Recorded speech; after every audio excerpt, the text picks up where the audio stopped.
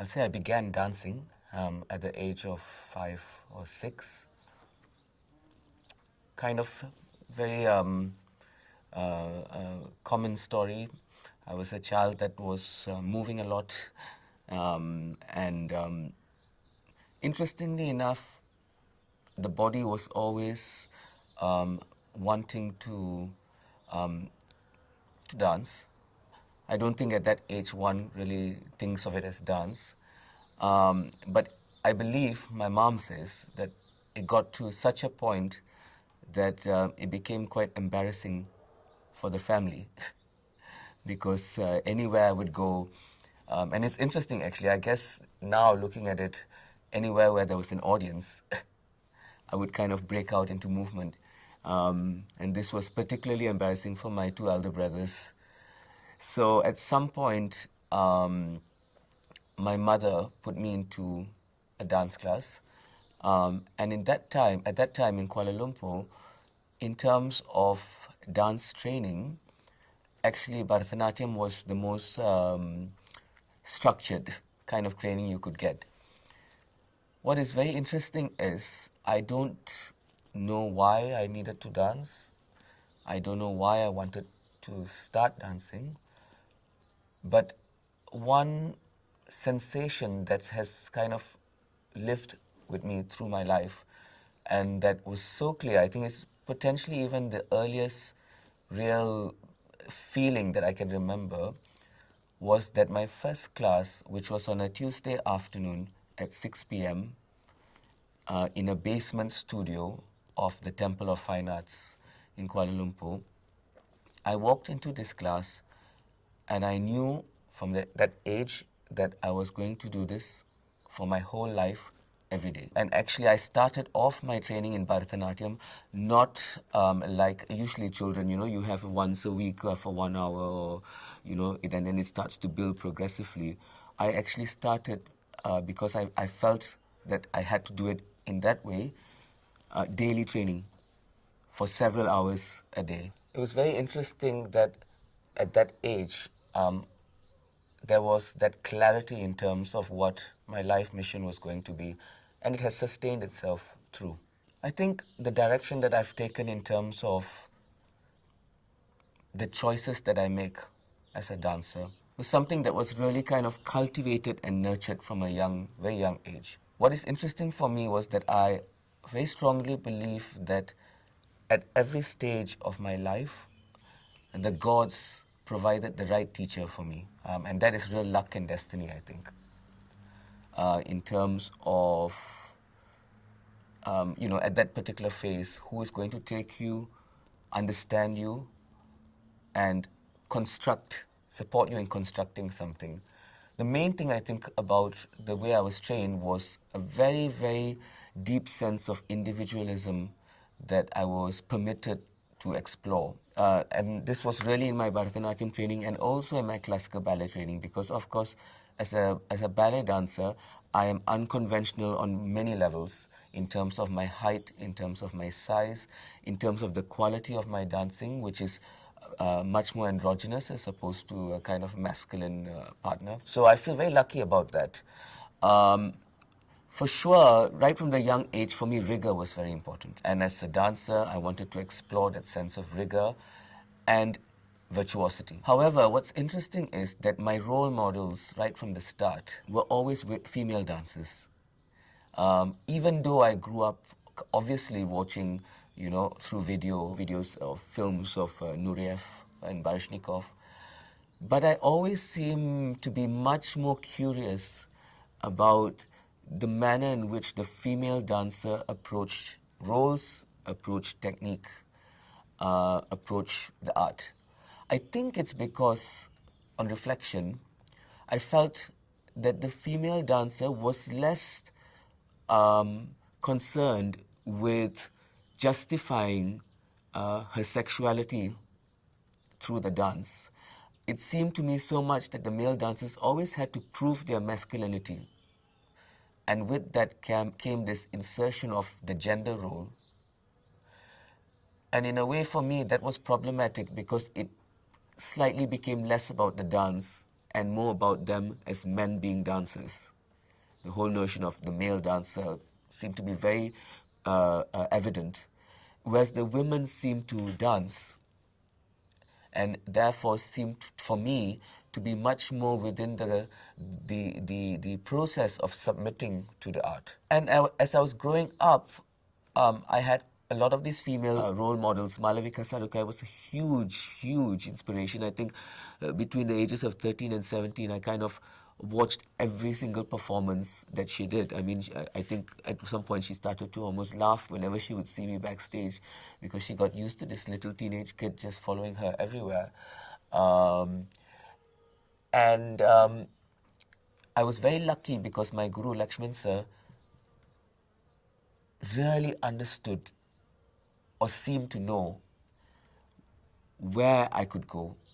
And from such a young age, I mean, maybe from 13 or 14, now really I see it, he was so intelligent and so sensitive in initiating a construction that would be specific, but that would still be able to, in its complex specificity, would still be able to sit within the framework and, more importantly, the classicism of Bharatanatyam. He really, I think, prepared me for many things, even later when I went to the West. He is the one who really prepared me for the kind of explorations that I would then become interested in. And to be honest, I think he also prepared me for a particular a strength to stay within a sector that was difficult, that is competitive, that is problematic. I mean, the first thing that he really did, I think, was instill in me a love for class, not just performance, but class. And it's something I've realized now. Once you have this love for class and practice, regardless of whether you are in work or not, your identity remains clear that you are a dancer, that you're not just reliant on being in what's fashionable, you know, because it can be pretty crushing as a young dance maker, say in London, and one day you might be in and one day you might be out, and suddenly you might be toast of the city and some days you're not. And that can be very complex for young dancers particularly. And he gave me a strength to kind of understand what my role was in terms of my search.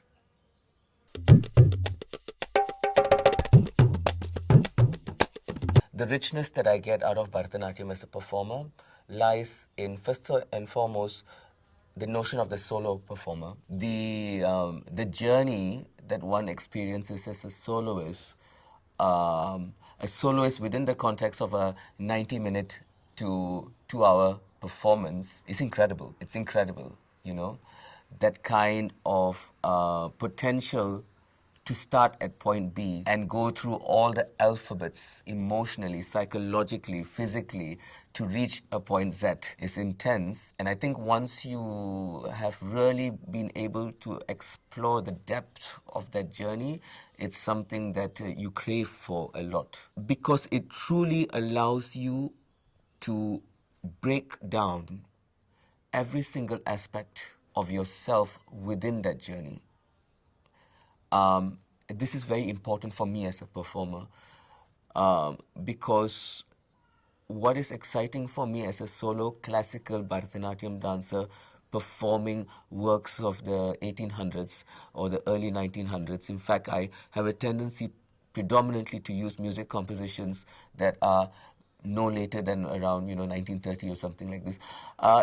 Is this kind of juxtaposition of these traditional compositions which have tremendous amount of depth in its minimalist simplicity, together, the juxtaposition together with my sensibility that is incredibly complex and hybrid and very present as a male stroke androgynous performer who has lived in London, who has lived globally everywhere, who really enjoys the kind of complex embodied sensations of being in the West and being in the East and listening to electro music and listening to Bach and this kinds of layers.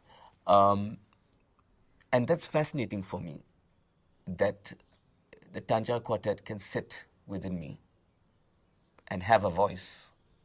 Uh, I'm not interested, for example, I always talk about this as a performer, I'm not interested in acting out or trying to be a stereotype of what people perceive a Bharatanatyam dancer on stage should be. I'm very much invested in interpreting those works in the most honest way, which means it's really about my relationship to the text.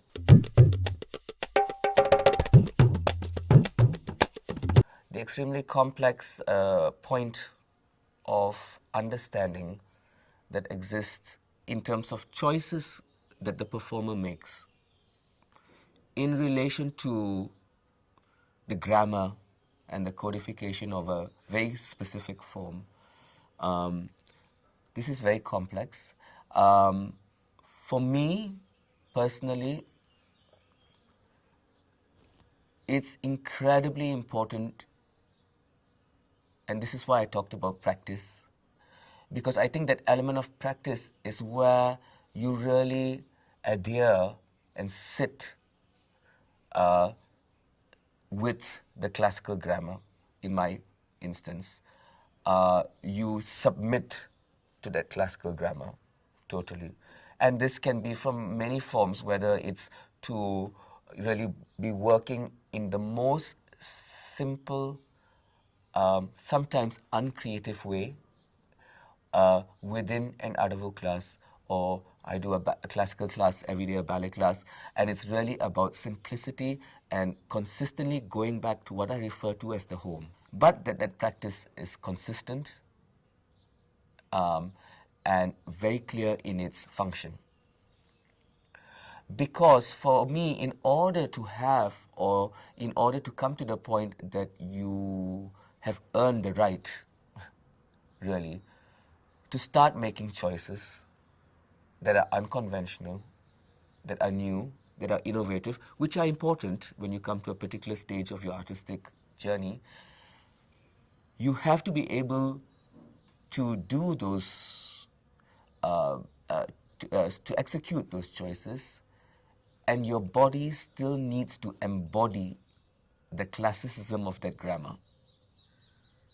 And this is the coming together of a new idea within a form that is sitting so firmly and rooted in your body. I think often when we think of dance in particular, we assume, for example, the notion of the codified language or the grammar to be something that is tangible and visual. So we have to see it. We have to see a gesture to go, oh, this is Bharatanatyam. Or we have to see a fifth position and say, okay, this is classical ballet. But for me, actually, the artist that is really, truly sophisticated and has depth in that grammar is someone who exudes the grammar in the most intangible way. That the body breathes it. The body has an aura that already executes it. So it's that challenge of getting into the form so deeply that you come to a point that you don't have to dance in terms of movement, and your body is speaking the grammar, and that therefore allows for you to make choices sometimes that perhaps some might consider break the rules, but you're breaking the rules whilst your body is sitting so firmly within the rules. There's a very beautiful quote that Alessandra Ferri says, actually. It's about interpretation. She talks about Romeo and Juliet. And of course, she's so famous for dancing Juliet for years and years. I believe recently she danced it again at the age of 53 or something like this.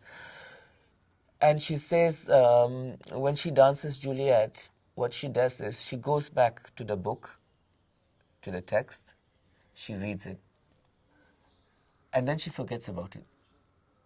Because what she's interested in is not to play Juliet, but to find Juliet in her.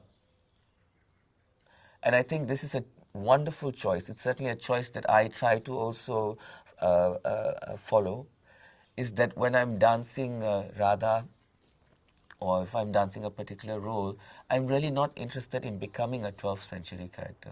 I'm interested in understanding that character from every aspect, psychologically, emotionally, physically, and then finding that those elements in me. So it becomes my interpretation of that situation.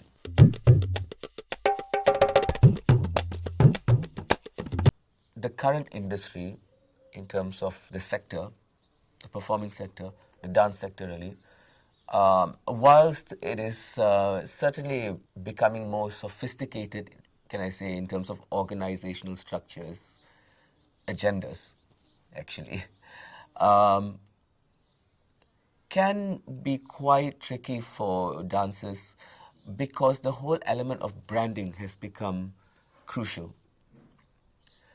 And I think there's a danger, for example, when a system identifies a young dancer with tremendous potential and tremendous talent, but very firmly instills a particular brand on that young artist.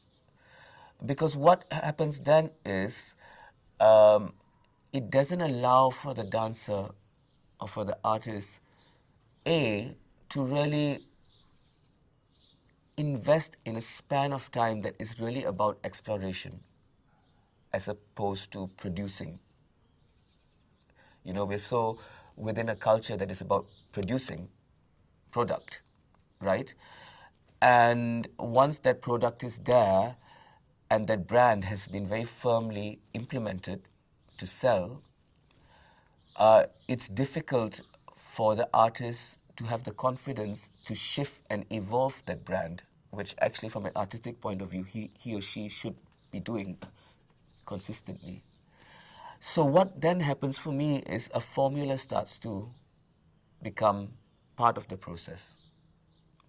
A formula that essentially starts repackaging that product all the time.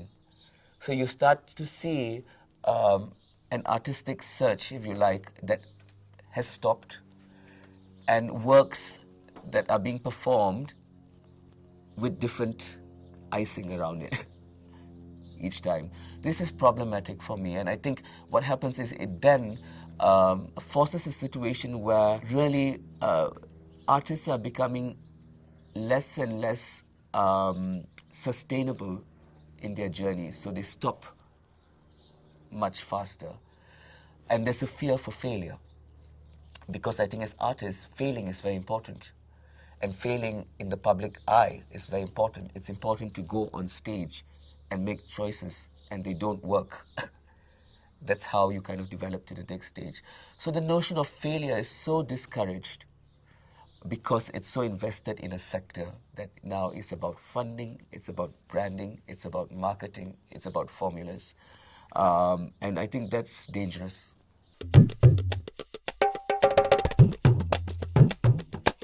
I think I first came across the name of Danilu when actually I was in India. And it was interesting because it was a name that was, for me, or how it was brought to me, was so much linked to the notion of research, actually. So I think not if I'm not wrong, I was potentially, I think, looking at some work. I can't remember if it was of Papadashim Shivan, might have been the composer.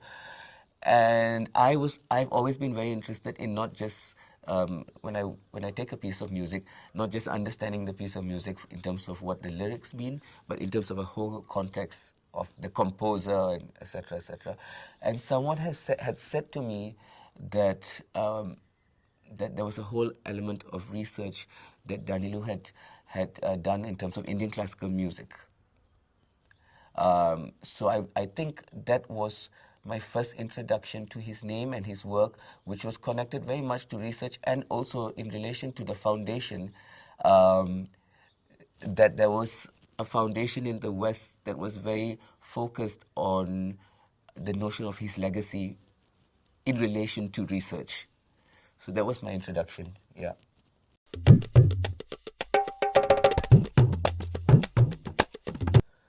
The word abhinaya in itself, I think for me, is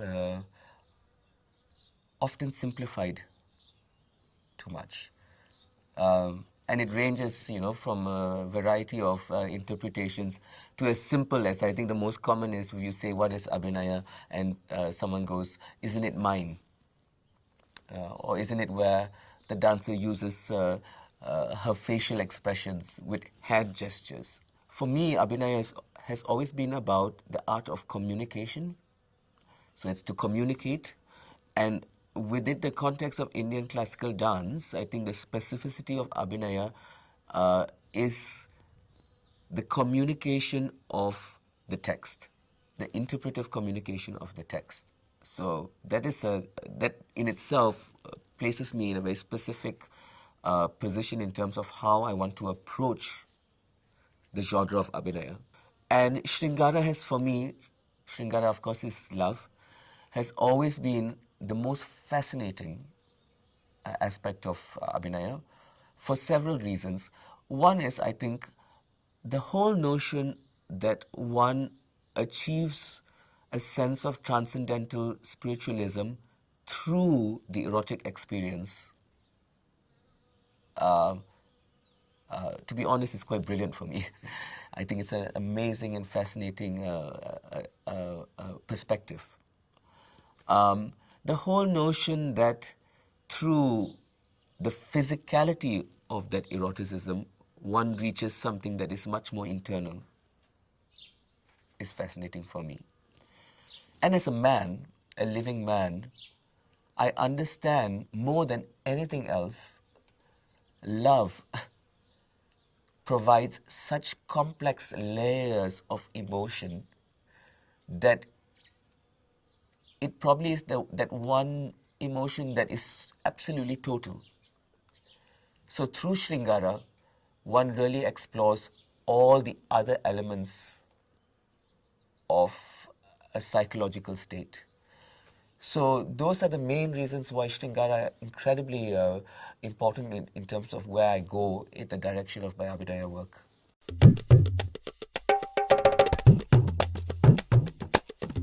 I think the relationship that Bharatanatyam has to music is indeed specific. I guess my way of interpreting that musicality is very specific as well. So I will, of course, the element of live music and dance coming together is one, particularly nowadays, that is not so common, purely because of reasons that it's expensive to have musicians, etc., etc. But I was taught in a way where music and dance were equal. What's interesting with my training was my guru, Adya Lakshman. I would say the fascinating thing about my training with him was that he taught me to dance through music. He rarely got up. He always mostly sat down and taught. But every class, every day, before I did Avarnam, for example, he would sing at least about 30 minutes of Alap every day. So I was brought up with that quality of music, first and foremost. And he would say things like, do you understand what Kamas is as a raga? Do you understand Ananda Bhairavi? Don't just appreciate it because it sounds nice. Understand the life of it. So this particular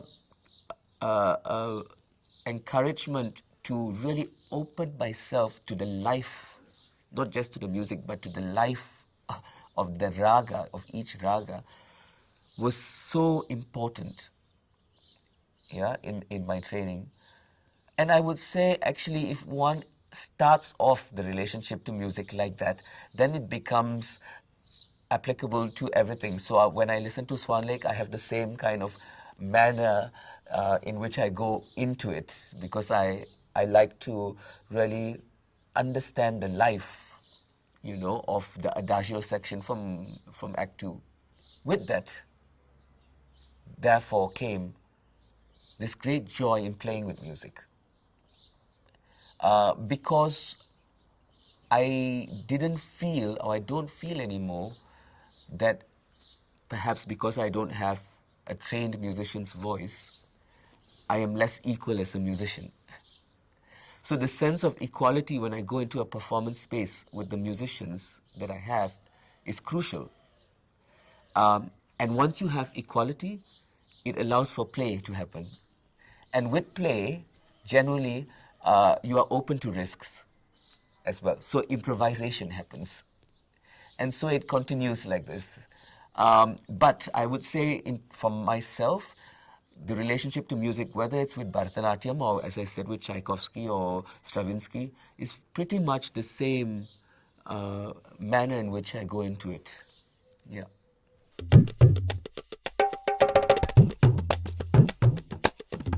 The whole relationship of spirituality and the arts,